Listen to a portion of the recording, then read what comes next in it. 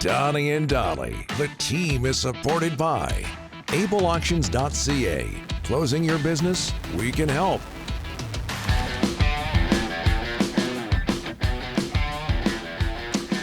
It is Monday, and all of our guests on this Monday brought to you by the folks at BC Place. Seriously, though, brought to you by Basant Motors. You're invited to the biggest sale of the year. The Basant Motors Anniversary Sale is back. Check it out at Basant Motors, BASANT Motors.com. Just before we get to the voice of the Canucks on Sportsnet 650, Brendan Batchelor. This on Twitter from our friend Thomas Drance of The Athletic. Canucks on the ice in Chicago for practice.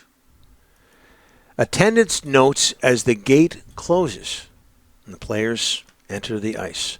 JT Miller, upper body problem. We all know it's his wrist or hand, right? Yep. Doesn't appear to be on the ice. Joshua doesn't appear to be. Is he on the ice or not? Do we know, Ryan? No, he's not. He's telling you he's not. Well, yeah, okay. Joshua is with the main group in a non-contact sweater, which was the case Saturday. Or probably in Philadelphia. Yeah, Philly. No Demko. He's got the knee issue, and Derek Forbert, personal issues, has yet to rejoin the group. Yeah, that's as we expected. JT Miller, Rick Tocchet said after the Philly game, he's a couple days off. So and Joshua again, he can skate all he wants, but until he's out of that non-contact sweater, he's going to be a while. Joined now by voice of the Canucks on Sportsnet 650, Brendan Batchelor. Canucks in Chicago to play the Blackhawks Tuesday, practicing there today. Brendan, thanks for doing this, sir. How are you? I'm well. Thanks for having me, guys. How are you? Lovely. Good. I hear you're quite the beer league player. I was listening to Sportsnet 650 last week, and they were talking about a Brendan Batchelor hat trick. Have I got that right? Wow. Yeah, I subbed for Dan Riccio's team, and I guess I had a hot stick that night. So now I feel like it's an unearned reputation from a small sample size. So we'll have to see if it builds out going forward. Well, we'll get an update next time you're on the show. Hey, how special was Saturday in Philly for the Canucks? Probably their most impressive win of the season, or impressive outing of the season, but especially for Tyler Myers, Brendan. Yeah, absolutely. For him, to make the nice play to set up Besser for the goal as well, and the shirts and everything for a guy that, as I think Ian McIntyre wrote about really well on Sportsnet.ca, has had some personal and family challenges at times here, and you feel really good for him as a guy that also was often criticized in this market for a number of years, that he's found his game. He's a good veteran presence. He's clearly beloved in the dressing room by his teammates. And I was talking about this with Brett Festerling when we were calling the game, and his takeaway as a guy that played in the NHL was you probably don't get to 1,000 games without being a good teammate. So, you could tell that the guys love him and they got the win for him. And yeah, it was easily their best performance of the year thus far. You touched on this, but that criticism he received in the wake of the $6 million a year contract, did you feel it was deserved at all?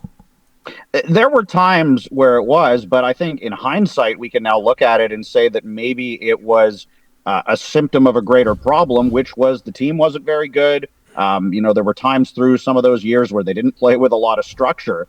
And you look at how he has flourished under Rick Tocchet in particular. And, I think it shows you an example of how if you have a coach that sets up a system that allows players to play to their strengths, how they can be a lot better than maybe where they lack that structure. So Myers was not always, the best defenseman on this team, certainly. And I think the big price tag put more of a focus on him, that, sometimes the mistakes he made were pretty loud on the ice. I always said this about him is because he's so big, every time he makes a mistake, everybody can see it in the rink because he's taking up so much real estate out there. But he's really rounded out his game and played his best years as a Canuck in the last couple of years with Rick Tocchet as his head coach.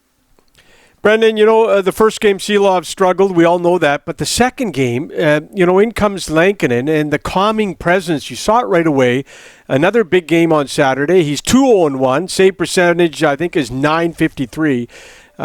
He's been a real find and off to just a hot start with the Canucks.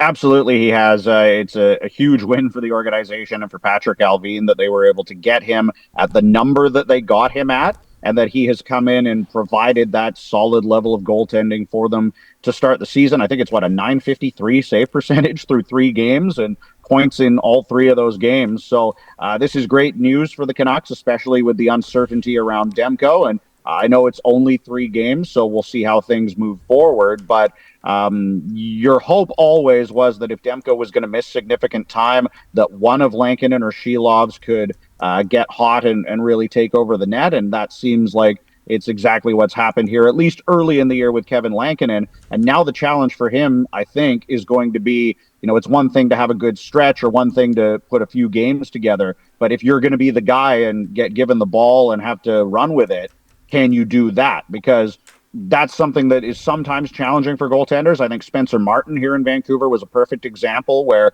he had to come in for a handful of games and look really good, and people were excited about him. And then the following year, he was the backup, and Demko got hurt, and he kind of buckled under the pressure of having to be the number one guy. So good for Lankinen so far, and, long may it continue for Canucks fans, I'm sure.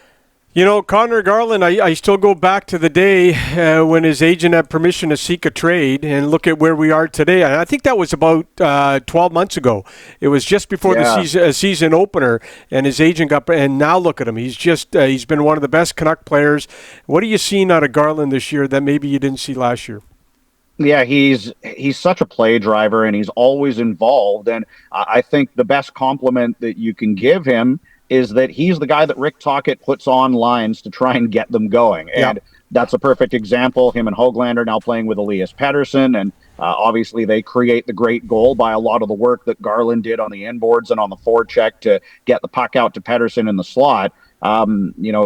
He's a guy that is going to get, and deservedly so, more responsibility with this team because he just continues to deliver. And it's so funny how things can change so quickly, because you're right. It was just over a year ago that day. I can remember, Garland having to stand in and answer questions from the media after that came out. And, just over a year ago, too, Dakota Joshua, if you remember, was criticized for his conditioning in camp, and at one point was moved to the second practice group with the AHL guys. And those two guys together were 2 of the Canucks' most important pieces on their playoff run last year. So, it's interesting to see how quickly those things can change. But credit Garland, I would argue he's been the best Canucks forward thus far this year. And if he continues to play this way, then they're going to have to give him more ice time and more responsibility.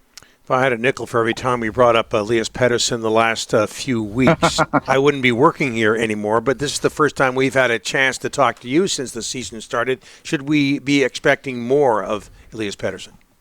I think you have to be expecting more.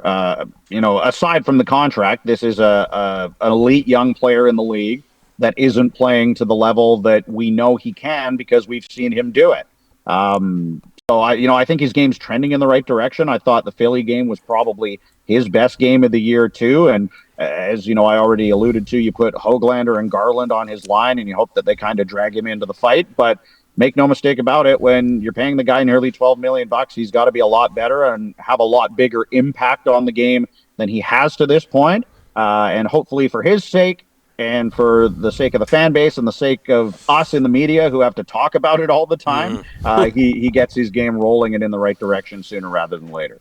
And if he doesn't, I'm just looking at you right now, Brendan, with the plaid shirt on, the beard and the beer league stats. You look like Johnny Canuck, and that's a compliment they could call on you. Thanks for doing this, my friend.